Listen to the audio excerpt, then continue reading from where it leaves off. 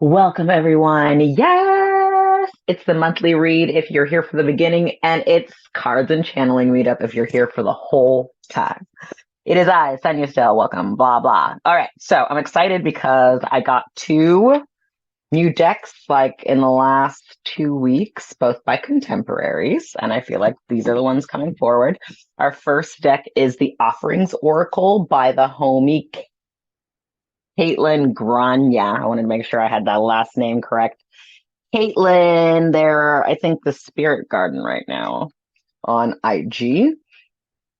Very beautiful, like we see the decadent color in this situation, right? So we have this deck. And then I have the first ever, well, I mean, if y'all have been here for a while or if you're new, I have a lot of decks because I let the deck choose a client. And so I got like 30 decks. So when I'm turning around, I'm like, I'm really thinking about what deck wants to be forward.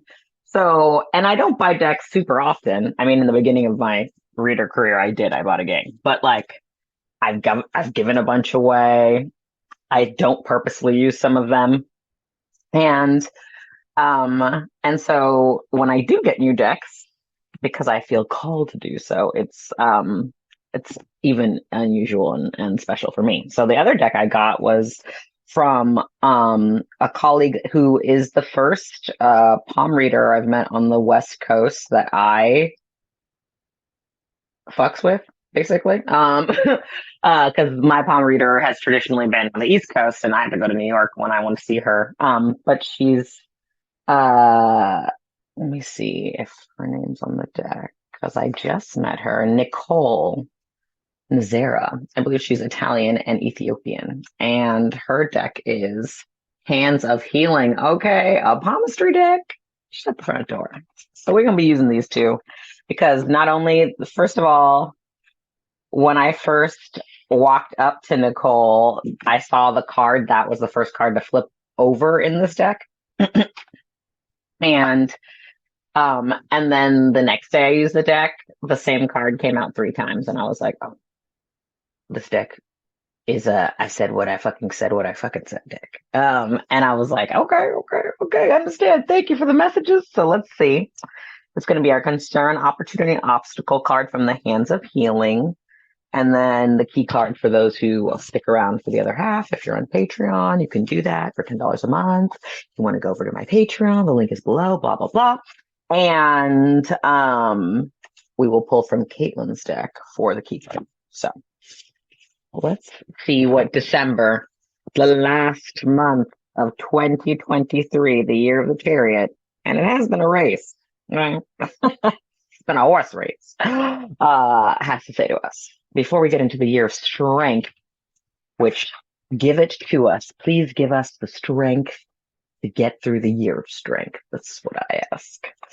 All right, I think these cards just made themselves known very easily. That's the concern. It's the opportunity else for us. Key card now. Excuse me. What I like about Caitlin's deck is it's super colorful. So I'm kind of excited to see what comes out. All right, we'll get to that card last. Now, the concern card. Okay, what is objectively happening for Sag to Cap season, for fall to winter, for December, for 2023 to 2024? There are so many ways of tracking or documenting or acknowledging the turnover of this time. So our concern card, I know that's right. Ooh, not the light doing me. No, motherfucker. Wait. Here we go. You see that? It says healing. It is also a very light card. It's a light hand. It's like a light being. It's made of light. And it says healing. Okay. Well, first of all, Jesus said, chill the fuck out. Okay. That's just what Jesus said. Heal thyself. Jesus said, heal thyself before you tell other people to heal, before you need other people to heal for you. Jesus said, do your work. But also just in general, I'm going to look up the etymology real quick because I'm pretty sure that health is related to wealth in terms of etymology. And I know even though that we're in a recession and there's been strikes and things are happening from obviously, war, genocide, but also like just basically mineral slavery. Okay.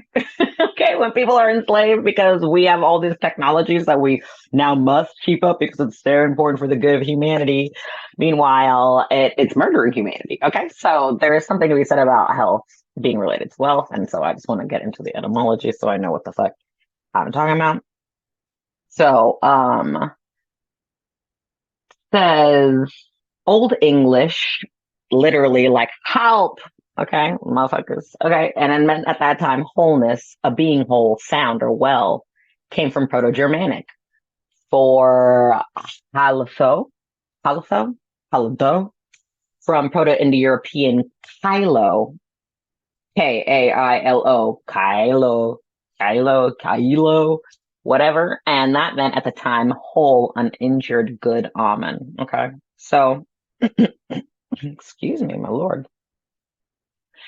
And then the th is additional, right? That's the additional. But heal essentially means whole, uninjured, of good omen, right? So I think that the most profound aspect of that is of good omen, like that from the first. Okay. Motherfuckers have been talking about that shit for a long time. What is a good omen and what is a bad omen? And, without the millennia of human history, human experience that they could afford, that is the wealth that we have inherited from our ancestors, right? The time, the space to reflect in ways that they could not, is our inheritance as the descendants of our ancestors. So why I say that is because to think something is a good omen, you have to be willing to take things well. And that means that you have to believe, know, trust, think, consider that things can be well. And that is a more important practice than ever when things look like they are not well. Not in a fake it kind of way, because I always say don't fake it till you make it, act the way that you need to feel, which is why I started with heal thyself, right? Because it's like, of course you cannot speak to that honestly if you're not doing that in your life. How can you believe that if it's not true of your life? So, one, to believe that things can be good, that things can be well, you have to believe that of yourself. And, I'm reading myself for filth right now, which is really fucking obnoxious. But in that consideration, you just have to be willing to know that, like, the way that I say it is like, there's no solutions without problems, right? The version of ourself that we most prefer is the solution self on the right side of the equal sign, which means that you're the problem self on the left side of the equal sign. But the good news is all the math, all the things you need to solve the problem are in the problem itself. So it means I have all the solutions, even though I don't end up being the solution self. And so if the version of myself that I most prefer, aka the solution self on the right side of the equal sign, is someone for whom these things are done, then the doing of those things has to be just as valid. And not only that, but there has to be a way for me to do those things that will be a good experience. Okay. Because a good omen means good. So, because people will focus on the omen shit and people assume an omen is bad. Okay. So now I got to go over to omen because you know how this motherfucking shit works. Okay. So not the most ridiculous. Says casual event or occurrence supposed to portend good or evil from 1580s, from Latin omen, foreboding, augury. I forgot about this. This is such an interesting thing about omen. It has to do with birds. So it says in Latin, omen meant foreboding or augury, augury. It says a word of uncertain origin, according to Vero, from Old Latin, a word osman. Okay, but we're gonna go and be like, okay, well, it's not a complete unknown origin. What the fuck is an augury? And my friends, It says late 14th century, divination from the flight of birds. Okay, divination from the flight of birds. Also, from Old French, uh, Augure, augure. You know I don't speak French, motherfuckers. And that meant divination, soothing. What about it? Sorcery and enchantment, or directly from Latin, augurium, divination, the observation and interpretation of omens. See augur, auger. So now we're going to the noun. Okay, another noun. And then it says after that, the sense of omen, portent, indication, that which forebodes is from 1610s. Okay, so it was around for like 300 years before people started to take that shit as bad news, probably because classism and patriarchy, motherfuckers abusing power, not telling the truth. Okay. Sorcery. And I do have some energy about Raven and Crow that I'll post specifically for my Patreon subscribers because it's on my phone and I'm recording on my phone, so I can't look it up for you. But if you're on Patreon, you'll get the screenshot. How about it? So let's go to Augur. Now, ancient Romans functionary whose duty was to observe and interpret auspices or reputed natural signs concerning future events. Okay, obviously we're going to get into auspices, but let's continue. That's from the 1540s, right? Because it wasn't until the 1610s that it meant a bad thing. From Latin, augur, a religious official in ancient Rome, perhaps originally meaning an increase in crops enacted in ritual, in which case it probably is from Old Latin agos, which meant increase. Okay. And is related to agere, which meant increase, which comes from a Proto-Indo-European word, aug, which meant to increase. However, there's a more popular theory, and that is that it's from Latin avis, bird, right? Because the flight, singing, and feeding of birds were important objects of divination. In that case, the second element would be from garere, to talk. So to talk to birds is what that would mean. But then it says we need to go to auspex, AUSPEX. Okay, never heard of this word in my life. Okay. Auspex, noun, one who observes flights of birds from the purpose of taking omens, from the 1590s. Okay. From Latin auspex, interpreter of omens given by birds. From Proto-Indo-European AWI-SPEK, auspec, which literally meant observer of birds. From root awi, bird, and root spec, to observe birds. First of all, obviously, come on, because nature was naturing, okay? And when nature is naturing, birds are like, we about to get the fuck up out of here. So, yeah, an observer of birds. Don't be laughing at your ancestors for knowing how to get the fuck out of Dodge, okay? For knowing when there was an earthquake coming, or a tsunami, or whatever, or a big ass predator, or some fire, or some shit. So, yes, observer of birds, okay? And auspex, okay? Auspex, augur, amen. Okay. Good omen. Okay. So we're going to look up good and we're going to look up auspicious too, because I just think that that's in the family. Good comes from, I'm not going to go through all the things because there was a lot of versions of it. Okay. And a lot of them look like God. But it comes from the Proto-Indo-European, to unite, be associated, be suitable. Okay. So to unite, to be associated, to be suitable. And this coming from observer of birds, right?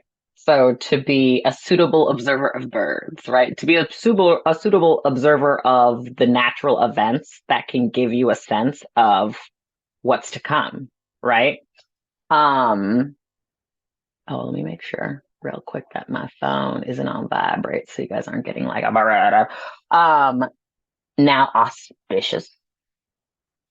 Auspicious. Don't be auspicious. Don't be auspicious. So it's from the 1590s, of good omen. Okay. So of course, as omens became unpopular because people were probably abusing power, a word had to be created to distance itself from omen because omen became a bad word. So they came up with an auspicious, right? From Latin, auspic, auspicium. We don't know how Latin was pronounced either. It says divination by observing the flight of birds from auspex. Okay, so auspicious comes from auspex. Okay, auspex. So, and all this coming from the word health. Bet you forgot the first word we was talking about, because I did. Okay, health, almond, augur, auspex, auspicious, observer of birds. Okay. So that's my reading on healing. Now we're going to look in the book because I have to say Nicole put her foot in the descriptions. And so I'm not going to deny her the opportunity to read you for filth and myself, because obviously I'm reading myself for filth. If I knew the alphabet, I know where the H was. Okay, here we go. So healing, keywords, repair, illuminate, and grace. Receive healing now. The light arriving has a divine intelligence and will reach exactly the places most in need of healing. This card may also confirm any feelings you've had around pursuing healing work as calling. You don't need to label yourself a healer to actually have a healing effect on others. I know that's right. In reverse, which it doesn't come in, and I also don't read reverse, it says, if you're in a situation in need of healing, but the people involved do not see this, be aware. Time has come for others to take responsibility for their own healing. Withdraw and take care of yourself. Did I not say heal thyself? Okay. Did Jesus not say? Did Jesus not say heal ya? Take care of yourself. Okay, and then there's a shamanic journey little item, because not every card in the palmistry deck has something in the palm. Shamanic journey question is, what is my relationship to myself? I mean, talk about it, be about it, okay? And then it says, ask yourself, do I approach looking for solutions with the same amount of energy as I use when I look for problems? Now, if you don't think that's a read for you, think about the thing you least want to do, but know you have to do. And then ask yourself, do I approach looking for solutions with the same amount of energy as I use when I look for problems? Because I'm reading myself a filth. The thing is, too, if you just did like 10 minutes a day, it wouldn't be all that much to do. But you'd be talking yourself out of it because you want to build a mountain out of a molehill. Also from the Bible. All right, let's move on to the opportunity obstacle. I mean, I told you these decks were like, when you buy decks from your colleagues, though, they're like disrespectful sometimes. Because it's like you asked to get read. So that's what's going to happen. Our opportunity obstacle. How are we treating the concern? How are we treating the fact that we need to heal ourselves?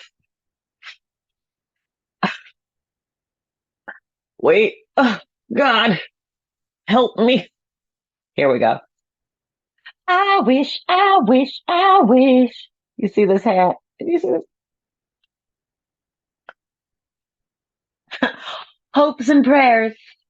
Hopes, pray, whatever she says on the Queen Charlotte. Prayers, tears, whatever she says. I can't remember. Yes, sorrows, prayers and sorrows, prayers and sorrows. I mean, really, though. First of all, well, okay. Let's talk about this, though, because we've been talking about the etymology. And will means to will or to wish. Okay. Let me double check that, because sometimes with all the words in my head, a bitch gets confused. But let me look. Wait, let me trace it back. To wish or to will. I know stuff. I know stuff. Now you know stuff too, but you might have already known that because maybe you remembered, or maybe you looked it up yourself, because heal thyself. Okay. So instead of wish, we're going to say will. So how do we deal with our healing? We do what we can, okay? Because that's really what will is. Will is not control. I've been thinking about this, talking about this, that we associate free will with having control, like that's the pinnacle of free will, to have control. Whereas I'm trying to shift the conversation that to the pinnacle of free will is to know what you want to choose, right? So to know that the healing aspect can be brought on by our willingness to know what we have to choose, what we prefer to choose, what we need to choose, and the willingness to make the wish real, right? The wish to be reality, because a wish is is a hope and a prayer. It's it's it's asking for something to happen outside of you first, in a way. It can also be, magic, of course. It can be magic. There's always those kinds of wishes. But the kinds of wishes that never get answered, those are asking something outside of you to take place that isn't happening within you. So I think with the wish card, we're having the opportunity here to really be willing to do what it is that we claim that we prefer to do to the best of our ability, right? What It's not about control, right? It's not about you being able to do everything. It's about what you can do, what you will do about what you can do is wish is a successful wish done, right? Because also you have to advocate for yourself in the reality. Like, what if you made a wish that, you'd be able to take a cruise, but then you didn't go to the beach for the next 40 years? Like, how are you going to take the cruise, bitch? So, like, it's that kind of energy where you need to show up in the reality that you prefer so that you can get the things that come of that reality. That come of that reality. That come of that reality. Okay, let's look at wish in the deck because Nicole has already read us all for filth. I might start sending these readings to people whose decks I used so that they can just enjoy how people are using their decks when they're not around. Okay, wish. Keywords: deserve, manifest, effort. Okay. Okay. It says, as you make your wish, remember the spirit of gratitude. Perform an act of service as a way to give thanks for the blessings already on their way. I know that's right. Receiving and giving go hand in hand. Okay. Did you see how she called out her own deck? Okay. Hand in hand. Okay. She understands. Okay. Okay. Okay. This deck is a wish, right? It's the will. Okay. So we always read the reverse because the energy can always go whatever ways. It says, shift your energy around the concept of deserving. Right? Okay. For instance, do you feel you deserve what you are asking to manifest? Know where you stand so that you don't play a role in delaying its arrival. Wow. Wow. I think she's talking to you. Did you hear that? Just in case you thought I was going for the person behind you. That was for me as well. Shamanic journey. How can I express my gratitude to those helpers in the unseen realms at this time? Okay. How can you feed your altar? How can you refresh the things? How can you give the flowers water? How can you dust off and try again? How can you light a little candle? How can you, do your little, there's nothing wrong with ritual. It is a permission slip. It's a permission slip to believe what you choose.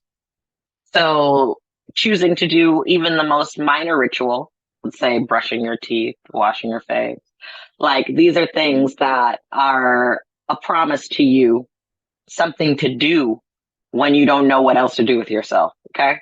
And so why you might as well kind of energy. And then it says, ask yourself, if what I ask for arrives, how will my life and the people in it change? That's something people don't even think about. And that's the shit that be catching people from the left hand side. Okay. Because again, too, like if your prayer, all my master teachers have always told me to pray as if I'm already in the reality that I have the thing. So if you're not acting like it's possible, if you're not being the version of yourself that lives the reality of the possibility, then you're not going to see how people react to that reality. When you start moving differently, people will show you whether the benefits are there or not. I don't remember who it is. Was it like Fat Joe who like told his friends he had lost all his money and he was lying? And only 2 people responded out of like a gang of people he had helped. And he was like, bet now I know who's coming with me. Like, I don't know that you need to do anything that drastic, but like, it depends on your situation, to be honest. And it depends on the character of the people around you, because the sooner that you know people are going to fold on you, not that you have to test them, but the sooner that you become more of yourself and someone is willing to fold on you, you know, the more that's going to bother you, the longer you didn't know that, basically. So, because you can't unknow it. So, no ignorance is bliss kind of conversation is going to help, because we're talking about a scenario that you figure some shit out. Okay. Other than that, you ain't got nothing to worry about. What would you be holding yourself back for other than that? Right. Because if you do the thing and you succeed, then that's not a reason to not do it. So, wish as in will. Okay. Will your healing. Like, make it happen. Last but not least, we have what about my character, right? The advantage version. What about my character is helping or hurting me in this situation? And we have one of the cards I pulled on the first day. I know that's right. Are you indecisive? Look at this hand. What the fuck is this hand about to pick up? Reaching two ways. Look at this.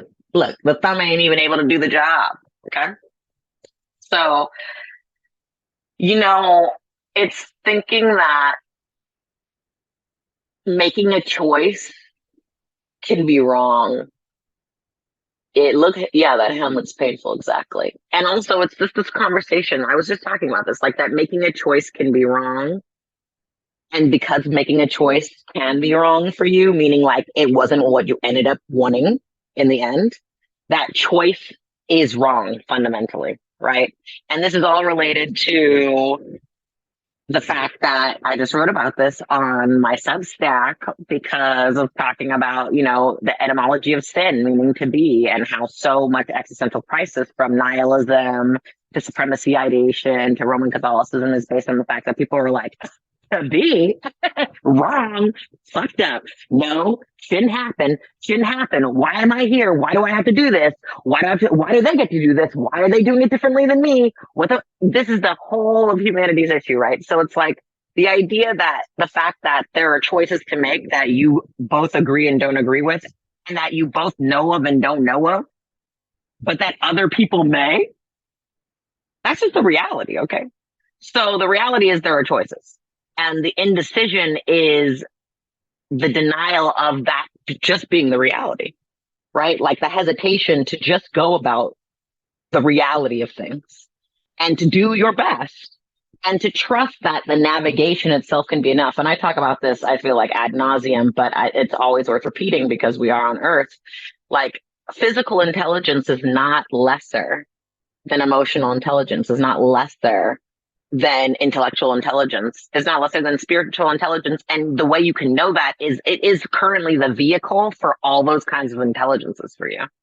And there's no way it could hold all three of those intelligences if it wasn't as capable as those intelligences. So there's no way learning through osmosis and learning through experience could rob you of the advantages that you believe your emotional, intellectual, and spiritual intelligence get you. And I think that that's a really hard thing to hear because it means that you have to do something. And I think that that is kind of funny because, for instance, I've been thinking this recently and raising myself and becoming a better person, which is like, my hesitation is that like I have to do everything for myself. And existential crisis, sin, believing to be is the problem is the only thing that would support the fact that I get to do everything for myself would be a bad thing. I get to do everything for myself. I get to choose. It's my decision. It's my reality. No one else's. It's mine. But that somehow feels, not somehow, we have socially constructed and developed a species that chooses to experience that as a burden. And so we've created many ways in which to make it burdensome because a self-fulfilling prophecy and a catch-22, all you need to do to prove that, all you need to do is to prove a point is make sure the point gets proven. Okay. We see this time and time again where people will create propaganda because they believe something is true. So that's how you find the BBC translating people speaking in Arabic with the wrong translation, even though they could tell the truth. This is how you have people saying that, Black people are not superior, but then throwing rocks at you when you go to their school. Like, this is how would you, like, if it's the case, it will be the case. So there is the self-fulfilling prophecy of needing something to be the case and creating circumstances in which that is the case, as opposed to knowing something is the case because it is the case. So we're in this kind of situation where actually, I like that meme that's going around, which is like, I know it's a bummer, but we're really just going to have to do something. We're really just going to have to get it together and do something and fix society, because it's really, it's the problem, y'all. And as inconvenient as it is for the lives that we thought we might lead based on the Hollywood story, it's such a blessing being born in LA, because so much of the propaganda that American culture is based upon is based on our cultural output, which is of course based upon Black labor, which is of course based upon women labor, which is of course based upon indigenous land. Okay, so we're having, and let's not say African minerals, and let's not say Asian technology, okay, and labor. So and let's not forget people in Swana region and people in Latin America, because we know the factories got outsourced there. So everybody is suffering under the fact that there are people who continue to believe that other people don't have a right to their choices, and that essentially, if you believe that of someone else, you have to believe that there are choices that you don't have a right to. And if you find you have a violent response to that, then that would mean that you want to be in control. So otherwise, you wouldn't be tipping. There's a lot of people who are like, oh, I have to make less decisions. Great. Bet. Go ahead, take it. Oh, you want to take the mantle? And there are other people who will not relinquish that. So just figure out which person you are and heal thyself if you're not the version of yourself that you prefer to be. Okay. Because that's the sad season. Okay. Like the right when right and wrong when wrong. Okay. Like willing to do the most for the most, willing to do the most for the least. So Sag season is very much about figuring out your aim, right? And then remembering that, your health isn't unrelated to reality. Obviously, your health isn't unrelated to like the environment, right? Because when we're talking about almonds, we're talking about existence, nature interacting with you, giving you signs. So your health is not, you don't have to do it all by yourself. Obviously not. Okay. Yes. Like intellectually, that's what you're imagining. Emotionally, that's what you're feeling. Spiritually, that's what you may have been taught to know or believe. But at the end of the day, you didn't birth yourself. You're not made out of, like, you're made out of things from the planet. You was raised by somebody, something, someone. You're literally being supported on a fucking planet. Like you're not doing this by yourself. And I think the more that we're willing to sort of admit that we are here together, the more that the work will actually present itself that needs to be done, because it's the denial of the reality that we're all here together that is creating the systemic